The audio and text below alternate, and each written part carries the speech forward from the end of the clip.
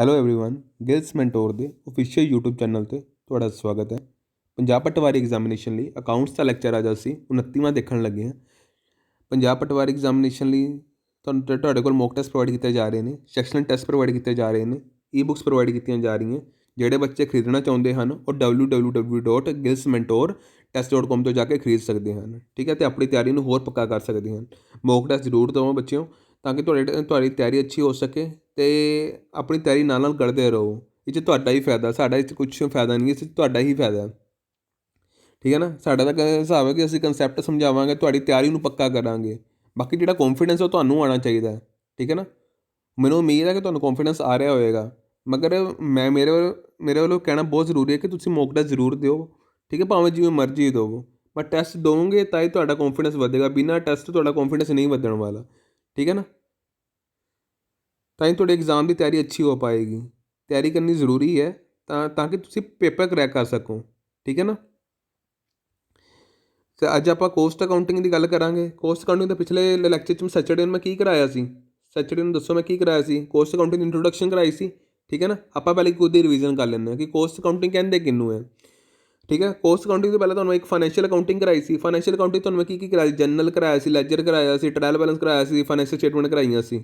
ਠੀਕ ਹੈ, ਕੁਛ ਇਹਦੇ ਨਾਲ ਰਲਦੇ ਕੰਸੈਪਟ ਕਰਾਏ ਸੀ, ਡੈਪਰੇਸ਼ਨ ਕਰਾਇਆ ਸੀ, BRS ਕਰਾਇਆ ਸੀ, ਰੈਕਟੀਫਿਕੇਸ਼ਨ ਆਫ ਐਰਰ ਕਰਾਇਆ ਸੀ। ਠੀਕ ਹੈ ਫਰੈਂਡਸ, ਇਹ ਸਾਰੇ ਕੰਸੈਪਟ ਕਰਾਏ ਸੀ। ਇਸ ਵਿੱਚ ਆਪਾਂ ਐਕਚੁਅਲ 'ਚ ਕੀਤਾ ਕੀ ਕਿ ਇਹਦੀ ਜਿੰਨੀ ਵੀ ਇਨਫੋਰਮੇਸ਼ਨ ਸੀ, ਜਿਹੜੀ ਡੇਲੀ ਟ੍ਰਾਂਜੈਕਸ਼ਨਸ ਹੋਈਆਂ, ਉਹਨੂੰ ਮੈਂ ਇੱਕ ਪਰਟੀਕੂਲਰ PL ਅਕਾਊਂਟ 'ਚ ਦਿਖਾਤਾ, ਇੱਕ ਬੈਲੈਂਸ ਸ਼ੀਟ ਬਣਾ ਕੇ ਦਿਖਾਤੀ। ਠੀਕ ਹੈ, ਮੇਰੇ ਕੋਲ ਜੋ ਇਨਫੋਰਮੇਸ਼ਨ ਅਵੇਲੇਬਲ ਸੀ ਉਹ ਸਾਰੀਆਂ ਮੈंने ਚੱਕ ਕੇ PL ਅਕਾਊਂਟ 'ਚ ਦਿਖਾਤੀਆਂ, ਅਤੇ ਉਹ ਹੀ ਚੱਕ ਕੇ ਮੈंने ਕਿਸ 'ਚ ਦਿਖਾਤੀਆਂ? ਬੈਲੈਂਸ ਸ਼ੀਟ 'ਚ ਦਿਖਾਤੀਆਂ।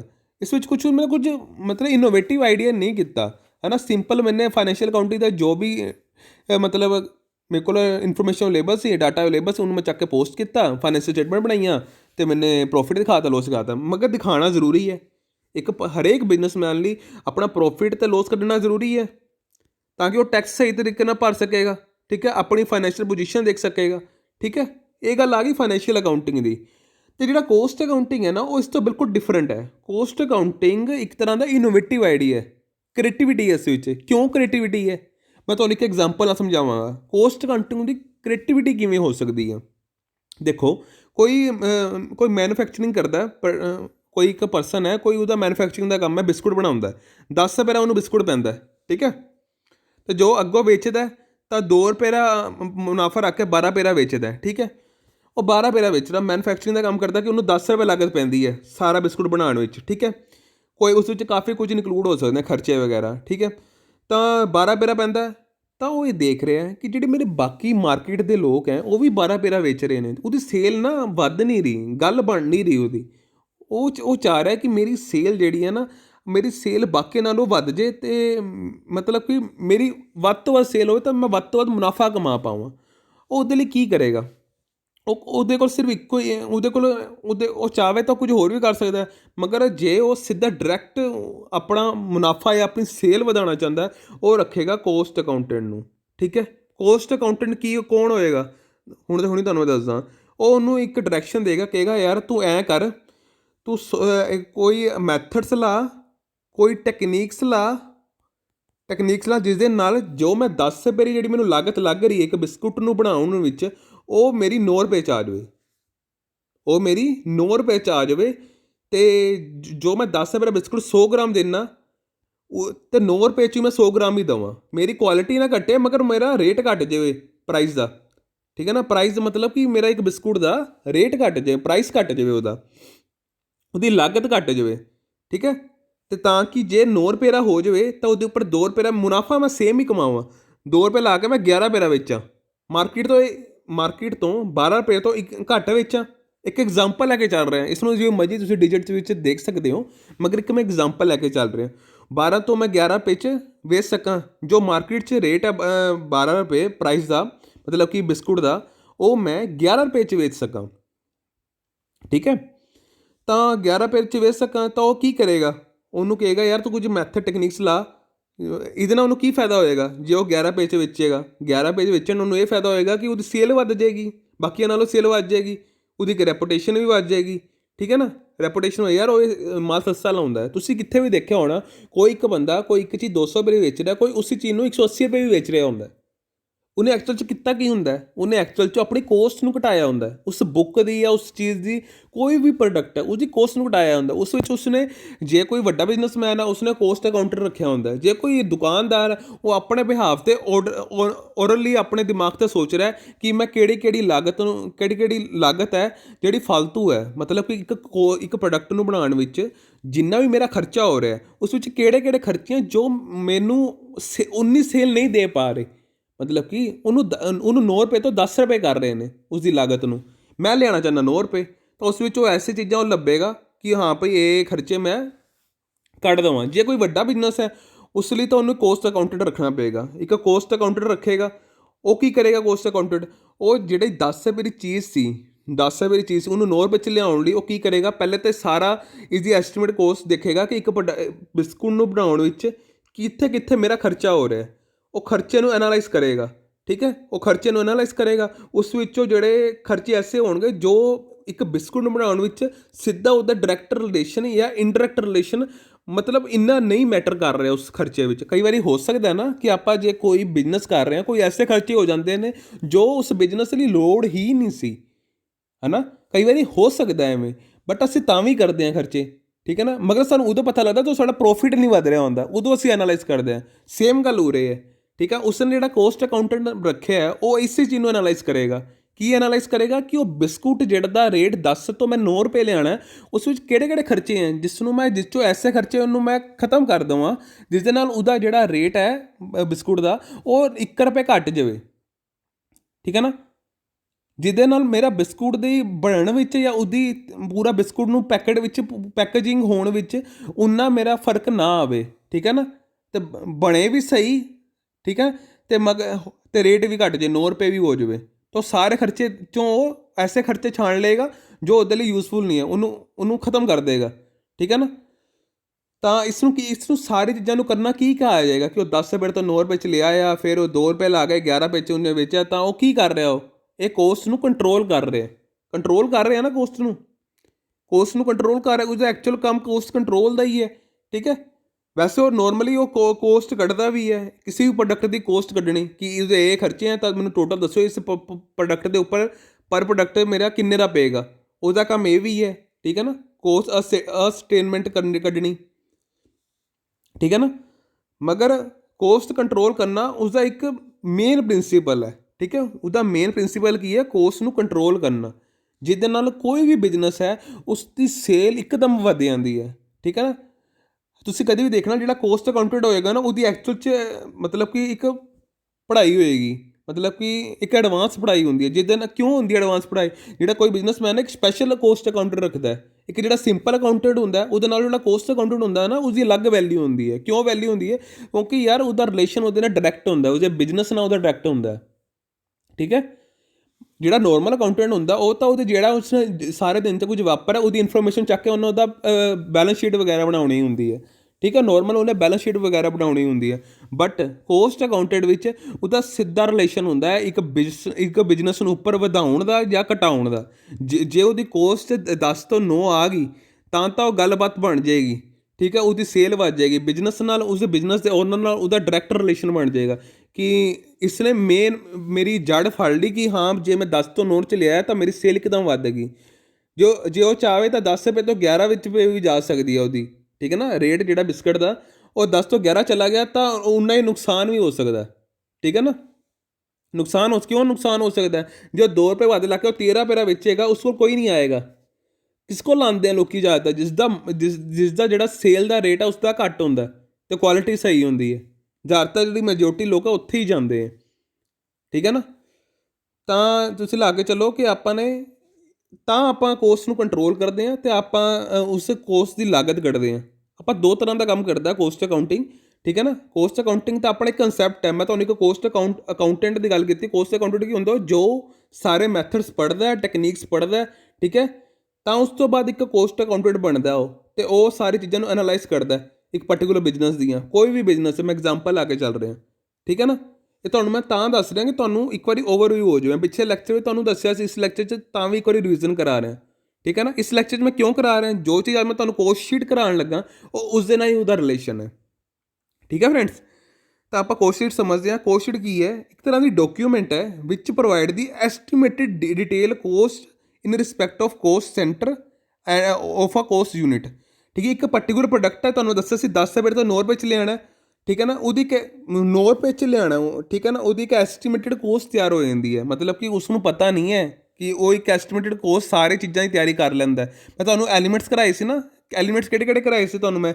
ਇੱਕ ਲੇਬਰ ਕਰਾਇਆ ਸੀ ਕਿ ਇੱਕ ਲੇਬਰ ਹੁੰਦੀ ਹੈ, ਇੱਕ ਮਟੀਰੀਅਲ ਹੁੰਦਾ, ਇੱਕ ਐਕਸਪੈਂਸਿਸ ਹੁੰਦੇ। ਇਹ ਤਿੰਨ ਚੀਜ਼ਾਂ ਕਰਾਈਆਂ ਸੀ, ਐਲੀਮੈਂਟਸ ਕਰਾਏ ਸੀ ਤੁਹਾਨੂੰ। ਇੱਕ ਕੋਸਟ ਜਿਹੜੀ ਹੈ 10 ਤੋਂ 9 ਲਿਆਉਣਾ ਹੈ, 10 ਰੁਪਏ ਤੋਂ ਮੈਂ 9 ਰੁਪਏ 'ਚ ਲਿਆਉਣਾ ਇੱਕ ਬਿਸਕੁਟ ਦੇ ਪ੍ਰਾਈਸ ਨੂੰ। ਔਰ ਜਿਹੜਾ 1 ਰੁਪਏ ਘਟਾਉਣਾ ਉਹ ਮੈਂ ਇੰਨਾ ਲੇਬਰ ਮਟੀਰੀਅਲ ਅਤੇ ਐਕਸਪੈਂਸਿਸ ਨੂੰ ਦੇਖ ਕੇ, ਇਹਨਾਂ ਨੂੰ ਐਨਾਲਾਈਜ਼ ਕਰਕੇ, ਇਹਨਾਂ 'ਚੋਂ ਐਸੇ ਖਰਚਿਆਂ ਨੂੰ ਕੱਢ ਕੇ ਫਿਰ ਮੈਂ ਇੱਕ ਪਰਟੀਕੂਲਰ ਕੋਸਟ ਤਿਆਰ ਕਰਦਾ ਮੈਂ, ਠੀਕ ਹੈ ਨਾ। 10 ਰੁਪਏ ਤੋਂ 9 ਰੁਪਏ 'ਚ ਲਿਆਉਣ ਦਾ ਮੈਂ ਇੱਕ ਡਿਸੀਜ਼ਨ ਲੈਂਦਾ, ਠੀਕ ਹੈ। ਤਾਂ ਉਰੇ ਉਹੀ ਗੱਲ ਕਰ ਰਿਹਾ ਕਿ ਜਦੋਂ ਮੈਂ ਇੱਕ ਕੋਸਟ ਸ਼ੀਟ ਤਿਆਰ ਕਰਾਂਗਾ ਉਸ ਵਿੱਚ ਮੇਰੀ ਡਾਇਰੈਕਟ ਮਟੀਰੀਅਲ ਵੀ ਆਏਗਾ, ਉਸ ਵਿੱਚ ਲੇਬਰ ਵੀ ਆਏਗੀ, ਉਸ ਵਿੱਚ ਐਕਸਪੈਂਸਿਸ ਵੀ ਆਉਣਗੇ, ਠੀਕ ਹੈ। ਉਹਨਾਂ ਦੀ ਕੋਸਟ ਨੂੰ ਮੈਂ ਦੇਖ ਕੇ, ਉਹਨਾਂ ਦੀ ਕੋਸਟ ਨੂੰ ਮੈਂ ਐਡ ਕਰਕੇ, ਜਿਹੜੇ ਐਕਚੁਅਲ ਕੋਸਟ ਹੈ ਉਹਨਾਂ ਨੂੰ ਐਡ ਕਰਕੇ ਇੱਕ ਐਸਟੀਮੇਟਿਡ ਕੋਸਟ ਕੱਢ ਦਾਂਗਾ ਕਿ ਹਾਂ ਭਾਈ ਇਹਦੀ ਐਕਚੁਅਲ 'ਚ ਹੁਣ ਕੋਸਟ ਹੋ ਜਾਏਗੀ 9 ਰੁਪਏ, ਠੀਕ ਹੈ। ਮੈਂ ਕੱਢ ਦਾਂਗਾ, ਇੱਕ ਮੈਂ ਐਡਵਾਂਸ ਐਸਟੀਮੇਟਿਡ ਕਰ ਦਾਂਗਾ। ਕਿਉਂਕਿ ਐਸਟੀਮੇਟ ਕਿਉਂ ਕਰ ਰਹੇ? ਕਿਉਂਕਿ ਉਹ ਚੀਜ਼ ਹਾਲੇ ਸੇਲ ਨਹੀਂ ਹੋਈ, ਸੇਲ ਤਾਂ ਹਾਲੇ ਹੋਏਗੀ ਉਹ, ਠੀਕ ਹੈ ਨਾ।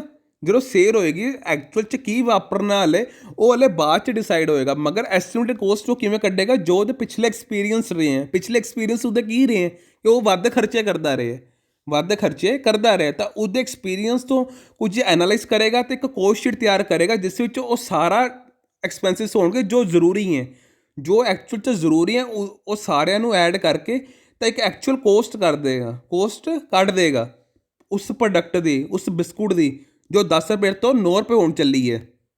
9 ਰੁਪਏ ਉਹ ਕੱਢ ਦੇਗਾ, ਉਹ ਉਸਨੂੰ ਇੱਕ ਐਵੀਡੈਂਟ ਦੇ ਦੁਆਰਾ ਦਿਖਾਏਗਾ ਕਿ ਹਾਂ ਭਾਈ ਮੈਨੇ ਇਹ ਖਰਚੇ ਐਡ ਕੀਤੇ ਹੈ ਅਤੇ ਇਸ ਤਰ੍ਹਾਂ ਮੇਰੀ 10 ਰੁਪਏ ਤੋਂ 9 ਰੁਪਏ ਬਣ ਗਈ ਹੈ ਚੀਜ਼, ਠੀਕ ਹੈ ਨਾ। ਉਰੇ ਮੈਂ 10 ਰੁਪਏ ਤੋਂ 9 ਰੁਪਏ ਕਿਉਂ ਕਹੀ ਜਾਂਦਾ? ਕਿਉਂਕਿ ਮੈਂ ਇੱਕ ਐਗਜ਼ਾਮਪਲ ਲੈ ਕੇ ਜਾ ਰਿਹਾ, ਇਸ ਨੂੰ ਤੁਸੀਂ ਮਰਜ਼ੀ ਡਿਜਿਟਸ 'ਚ ਲੈ ਸਕਦੇ ਹੋ, ਠੀਕ ਹੈ।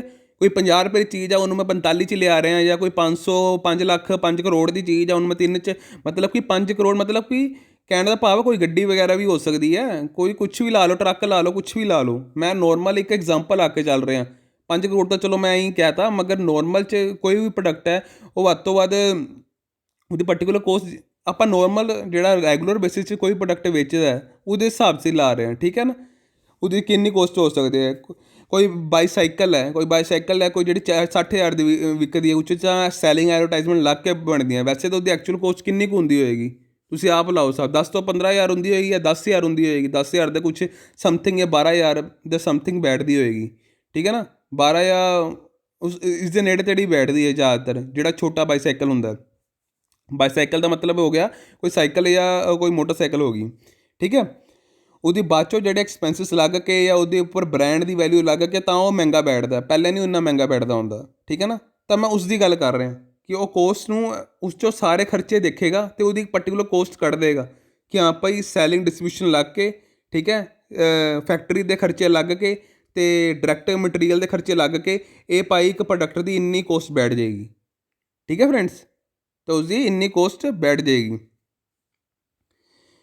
ਤਾਂ it analyse and classify the tabular form the expenses on different items for a particular period.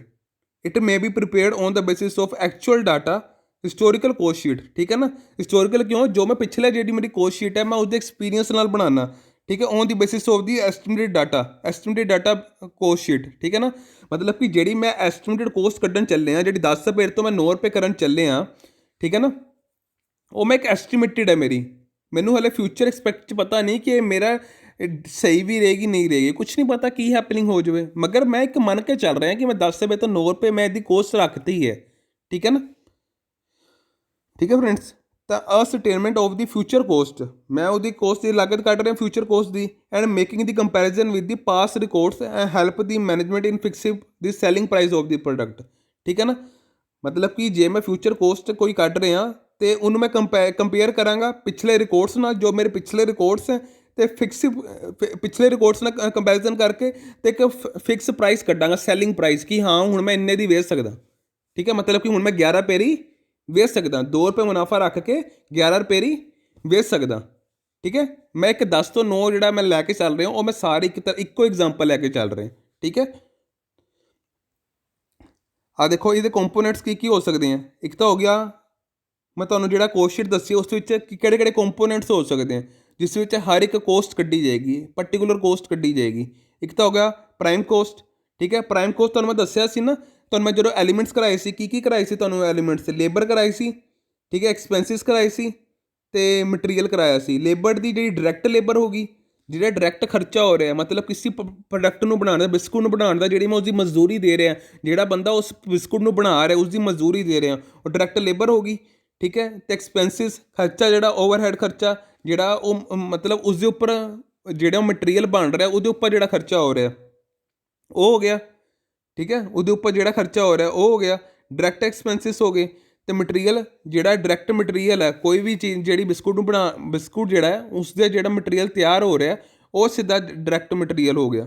Direct labour, direct expenses, direct material, ਇਹ ਕੀ ਹੋ ਜਾਣਗੇ ਮੇਰੇ, ਜੇ ਇਹਨਾਂ ਨੂੰ ਮੈਂ ਪਲੱਸ ਕਰਾਂ ਇਹ ਮੇਰੀ ਹੋ ਜਾਏਗੀ ਪ੍ਰਾਈਮ ਕੋਸਟ, ਠੀਕ ਹੈ। ਇਹ ਕੀ ਹੋ ਜਾਏਗੀ ਮੇਰੀ ਪ੍ਰਾਈਮ ਕੋਸਟ, ਠੀਕ ਹੈ ਫਰੈਂਡਸ। ਇਹਨੂੰ ਕਹਿੰਦੇ ਆ ਪ੍ਰਾਈਮ ਕੋਸਟ, ਜਿਹੜੀ ਤੁਹਾਨੂੰ ਮੈਂ ਸਮਝਾਇਆ ਸੀ ਉੱਪਰ, ਠੀਕ ਹੈ। ਤਾਂ ਇਹਦੇ ਕੰਪੋਨੈਂਟਸ ਕਿਹੜੇ ਕਿਹੜੇ ਹੋ ਸਕਦੇ ਆ, ਇੱਕ ਤਾਂ ਪ੍ਰਾਈਮ ਕੋਸਟ ਹੈ, ਇੱਕ ਟੋਟਲ ਕੋਸਟ ਹੈ, ਇਹ ਤੁਹਾਨੂੰ ਮੈਂ ਅੱਗੇ ਦੱਸਾਂਗਾ। ਵਰਕ ਕੋਸਟ ਹੈ, ਫੈਕਟਰੀ ਕੋਸਟ ਅਤੇ ਕੋਸਟ ਆਫ ਪ੍ਰੋਡਕਸ਼ਨ ਹੈ। Cost of production, work cost ਅਤੇ ਫੈਕਟਰੀ ਕੋਸਟ ਤੁਹਾਨੂੰ ਮੈਂ ਅੱਗੇ ਦੱਸਾਂਗਾ, ਠੀਕ ਹੈ। ਪ੍ਰਾਈਮ ਕੋਸਟ ਤੁਹਾਨੂੰ ਮੈਂ ਦੱਸਦਾ ਕਿ ਇਸ 'ਚ ਕੀ ਹੁੰਦਾ, ਠੀਕ ਹੈ ਫਰੈਂਡਸ। ਤਾਂ ਆਪਾਂ ਅੱਗੇ ਹੁਣ ਇੱਕ ਤੁਹਾਨੂੰ ਮੈਂ ਐਗਜ਼ਾਮਪਲ ਦੱਸ ਰਿਹਾ ਕਿ ਕੋਸਟ ਸ਼ੀਟ ਕੀ ਹੁੰਦੀ ਹੈ, ਠੀਕ ਹੈ। ਕੋਸਟ ਸ਼ੀਟ ਕੀ ਹੁੰਦੀ ਆ ਦੇਖ ਲਓ। ਇਹ ਕੋਸਟ ਸ਼ੀਟ ਇਵੇਂ ਬਣਦੀ ਇੱਕ ਪਰਟੀਕੂਲਰ ਪ੍ਰੋਡਕਟ ਦੀ, ਠੀਕ ਹੈ ਨਾ। ਪਰਟੀਕੂਲਰ ਪ੍ਰੋਡਕਟ ਦੀ ਕਿਵੇਂ ਬਣਦੀ ਹੈ ਕੋਸਟ ਸ਼ੀਟ, ਇਵੇਂ ਬਣੇਗੀ। ਇਸ ਵਿੱਚ ਜਿਵੇਂ ਆਪਾਂ ਇੱਕ ਸਪੋਜ਼ ਲਾ ਕੇ ਜਾ ਰਹੇ ਹੋ ਕੋਈ ਬਿਸਕੁਟ ਹੈ, ਉਹਦਾ ਮੈਂ ਪਹਿਲੇ ਮੈਂ ਪ੍ਰਾਈਮ ਕੋਸਟ ਕੱਢਾਂਗਾ। ਇਹਨੂੰ ਕਹਿੰਦੇ ਨੇ ਪ੍ਰਾਈਮ ਕੋਸਟ, ਵਿੱਚ ਡਾਇਰੈਕਟ ਮਟੀਰੀਅਲ, ਡਾਇਰੈਕਟ ਲੇਬਰ ਅਤੇ ਡਾਇਰੈਕਟ ਐਕਸਪੈਂਸਿਸ ਪੈਂਦੇ ਨੇ, ਠੀਕ ਹੈ। ਇਹ ਜਿਹੜੇ ਸਾਰੇ ਖਰਚੇ ਨੇ, direct material, direct labour, direct expenses, ਇਹ ਮੇਰੇ ਪਲੱਸ ਹੋ ਕੇ ਇੰਨੀ ਅਮਾਊਂਟ ਬਣ ਜਾਂਦੀ ਹੈ, ਠੀਕ ਹੈ। ਤੁਸੀਂ ਲਾਈਕ ਚਲੋ ਮੈਂ ਇੱਕ ਕੋਸਟ ਸ਼ੀਟ ਹੈ, ਇਹਨੂੰ ਸਾਰਿਆਂ ਨੂੰ ਕਹਿੰਦੇ ਪਰਟੀਕੂਲਰ, ਟੋਟਲ ਕੋਸਟ, ਕੋਸਟ ਪਰ ਯੂਨਿਟ। ਤੁਸੀਂ ਜੋ ਮਰਜ਼ੀ ਬਣਾ ਸਕਦੇ ਹੋ। ਇਹ ਇਹਨਾਂ ਨੇ ਵੈਸੇ ਇਵੇਂ ਕੱਢਿਆ ਕੋਸਟ ਪਰ ਯੂਨਿਟ, ਪਰ ਤੁਸੀਂ ਇਵੇਂ ਮੰਨ ਕੇ ਚੱਲੋ ਕਿ ਮੈਂ ਕੋਸਟ ਸ਼ੀਟ ਤਿਆਰ ਕਰ ਰਿਹਾ, ਇੱਕ ਪਰਟੀਕੂਲਰ ਪ੍ਰੋਡਕਟ ਦੀ ਕੋਸਟ ਸ਼ੀਟ ਤਿਆਰ ਕਰ ਰਿਹਾ, ਉਹਦੀ ਮੈਂ ਇੱਕ ਐਸਟੀਮੇਟਿਡ ਕੋਸਟ ਕੱਢਣਾ ਚਾਹੁੰਦਾ, ਤਾਂ ਕਿ ਮੈਂ ਉਹਦੀ ਕੋਸਟ ਨੂੰ ਕੰਟਰੋਲ ਕਰਨਾ ਚਾਹੁੰਦਾ ਅਤੇ ਇੱਕ ਉਸਦੀ ਲਾਗਤ ਕੱਢਣਾ ਚਾਹੁੰਦਾ। ਦੋਨੋਂ ਕੰਮ ਨਾਲ ਕਰ ਰਿਹਾ ਮੈਂ, ਠੀਕ ਹੈ ਨਾ। ਜੇ ਮੈਂ ਲਾਗਤ ਕੱਢ ਰਿਹਾ ਅਤੇ ਨਾਲ ਮੈਂ ਇਹ ਵੀ ਅੰਦਾਜ਼ਾ ਲਾ ਰਿਹਾ ਕਿ ਮੈਂ ਐਕਚੁਅਲ 'ਚ ਉਹਦੀ ਐਸਟੀਮੇਟ ਕੋਸਟ ਕਿੰਨੀ ਰੱਖਣਾ ਚਾਹੁੰਦਾ, ਉਹਦੇ ਹਿਸਾਬ ਸਿਰ ਆਪਾਂ ਚੱਲ ਰਹੇ ਹਾਂ। ਤਾਂ ਪਹਿਲੇ ਕੀ ਆਉਂਦਾ ਹੈ, ਡਾਇਰੈਕਟ ਮਟੀਰੀਅਲ, ਜਿਹੜਾ ਉਸ ਪ੍ਰੋਡਕਟ ਨੂੰ ਬਣਾਉਣ ਦੇ ਉੱਪਰ ਡਾਇਰੈਕਟ ਖਰਚਾ ਹੋ ਰਿਹਾ। ਫੈਕਟਰੀ ਵਿੱਚ ਜਿਹੜਾ ਕੱਪੜਾ ਹੈ, ਕੋਈ ਵੀ ਕੱਪੜਾ ਹੈ, ਠੀਕ ਹੈ ਨਾ। ਕੱਪੜਾ ਕੀ ਹੈ, ਡਾਇਰੈਕਟ ਮਟੀਰੀਅਲ ਹੈ। ਡਾਇਰੈਕਟ ਲੇਬਰ, ਜਿਹੜਾ ਉਹ ਕੱਪੜਾ ਬਣਾ ਰਿਹਾ ਜਿਹੜਾ ਬੰਦਾ, ਉਹ ਕੀ ਹੈ, ਉਹਦੀ ਮਜ਼ਦੂਰੀ ਅਤੇ ਡਾਇਰੈਕਟ ਖਰਚਾ ਕੀ, ਕੱਪੜੇ ਤੋਂ ਮੇਰਾ ਪੂਰਾ ਇੱਕ ਕਮੀਜ਼ ਤਿਆਰ ਕਰਨ ਵਿੱਚ ਜੋ ਵੀ ਖਰਚਾ ਆ ਰਿਹਾ, ਠੀਕ ਹੈ ਨਾ, ਜੋ ਵੀ ਖਰਚਾ ਆ ਰਿਹਾ, ਸਿੱਧਾ ਖਰਚਾ ਆ ਰਿਹਾ ਜਿਹੜਾ, ਠੀਕ ਹੈ ਨਾ, ਉਹ ਕੀ ਹੈ, ਡਾਇਰੈਕਟ ਐਕਸਪੈਂਸਿਸ। ਤਾਂ ਇਹਨਾਂ ਤਿੰਨਾਂ ਨੂੰ ਮੈਂ ਐਡ ਕਰ ਲਾਂਗਾ, ਇੱਥੇ ਅਮਾਊਂਟ ਲਿਖਾਂਗਾ ਮੈਂ, ਇਹਨਾਂ ਨੂੰ ਐਡ ਕਰਕੇ ਪ੍ਰਾਈਮ ਕੋਸਟ ਕੱਢ ਦਾਂਗਾ। ਇਹਨਾਂ ਦੀ ਟੋਟਲ ਅਮਾਊਂਟ ਹੋਏਗੀ ਉਹ ਉਰੇ ਲਿਖ ਦਾਂਗਾ ਮੈਂ, ਠੀਕ ਹੈ। ਉਹ ਕੀ ਹੋਏਗੀ ਮੇਰੀ ਪ੍ਰਾਈਮ ਕੋਸਟ, ਉਹ ਕੀ ਹੋਏਗੀ ਪ੍ਰਾਈਮ ਕੋਸਟ। ਪ੍ਰਾਈਮ ਕੋਸਟ ਕੀ ਹੁੰਦੀ ਹੈ, direct material, direct labour, direct expenses, ਠੀਕ ਹੈ ਫਰੈਂਡਸ। ਉਸ ਤੋਂ ਬਾਅਦ ਹੁਣ ਆ ਗਿਆ ਵਰਕਸ ਓਵਰਹੈਡ, ਠੀਕ ਹੈ। ਇਸ ਤੋਂ ਬਾਅਦ ਜਿੰਨਾ ਵੀ ਮੈਨੇ ਵਰਕਸ ਓਵਰਹੈਡ ਕੀ ਹੁੰਦਾ ਹੈ, ਪਹਿਲੇ ਜਿਹੜਾ ਡਾਇਰੈਕਟ ਮਟੀਰੀਅਲ 'ਚ ਪ੍ਰਾਈਮ ਕੋਸਟ ਵਿੱਚ direct material, direct labour, direct expenses ਹੁੰਦੇ ਆ। ਹੁਣ ਇਹਨਾਂ ਤਿੰਨਾਂ ਖਰਚਿਆਂ ਨੂੰ ਛੱਡ ਕੇ ਬਾਕੀ ਜਿਹੜੇ ਫੈਕਟਰੀ ਦੇ ਖਰਚੇ ਹੋਣਗੇ, ਮੈਂ ਫੈਕਟਰੀ ਦੇ ਖਰਚੇ ਲਵਾਂਗਾ, ਖਰਚੇ ਲਵਾਂਗਾ। ਦੇਖੋ ਮੈਂ ਤੁਹਾਨੂੰ ਦੱਸਿਆ ਸੀ ਨਾ ਕਿ ਜਿਹੜੀ ਐਕਸਪੈਂਸਿਸ ਹੁੰਦੇ ਆ ਓਵਰਹੈਡ ਹੁੰਦੇ ਆ, ਐਕਸਪੈਂਸਿਸ ਕੀ ਹੁੰਦੇ ਆ, ਓਵਰਹੈਡ ਹੁੰਦੇ ਆ। ਓਵਰਹੈਡ ਕਿਹੜੇ ਹੋ ਸਕਦੇ ਆ, ਇੰਡਾਇਰੈਕਟ ਓਵਰਹੈਡ ਹੋ ਸਕਦੇ ਆ ਨਾ। ਐਲੀਮੈਂਟ 'ਚ ਤੁਹਾਨੂੰ ਮੈਂ ਦੱਸਿਆ ਸੀ, ਜਿਹੜੇ ਖਰਚੇ ਹੈ direct material, direct labour, direct expenses, ਇਹਨਾਂ ਨੂੰ ਛੱਡ ਕੇ ਬਾਕੀ ਸਾਰੇ ਇੰਡਾਇਰੈਕਟ ਖਰਚੇ ਹੈ, ਠੀਕ ਹੈ ਨਾ। ਬਾਕੀ ਸਾਰੇ ਕੀ ਹੈ, ਇੰਡਾਇਰੈਕਟ ਖਰਚੇ ਹੈ। ਇੰਡਾਇਰੈਕਟ ਖਰਚੇ ਜਿਹੜੇ ਕੀ ਕਵਾਂਗੇ ਉਹਨਾਂ ਨੂੰ ਆਪਾਂ, ਓਵਰਹੈਡ ਕਹਿੰਦੇ ਆ ਉਹਨਾਂ ਨੂੰ। ਓਵਰਹੈਡ ਤਿੰਨ ਚੀਜ਼ਾਂ 'ਚ ਹੋ ਸਕਦੇ ਆ। ਓਵਰਹੈਡ ਕਿਵੇਂ ਹੋ ਸਕਦੇ ਆ, ਓਵਰਹੈਡ ਫੈਕਟਰੀ ਖਰਚੇ, ਓਵਰਹੈਡ ਮਤਲਬ ਇੰਡਾਇਰੈਕਟ ਐਕਸਪੈਂਸਿਸ, ਅਤੇ ਆਫਿਸ ਦੇ ਖਰਚੇ, ਠੀਕ ਹੈ, ਸੈਲਿੰਗ ਦੇ ਖਰਚੇ, ਠੀਕ ਹੈ। ਇਹ ਤਿੰਨ ਅਲੱਗ ਹੋ ਸਕਦੇ ਆ ਖਰਚੇ, ਠੀਕ ਹੈ ਫਰੈਂਡਸ।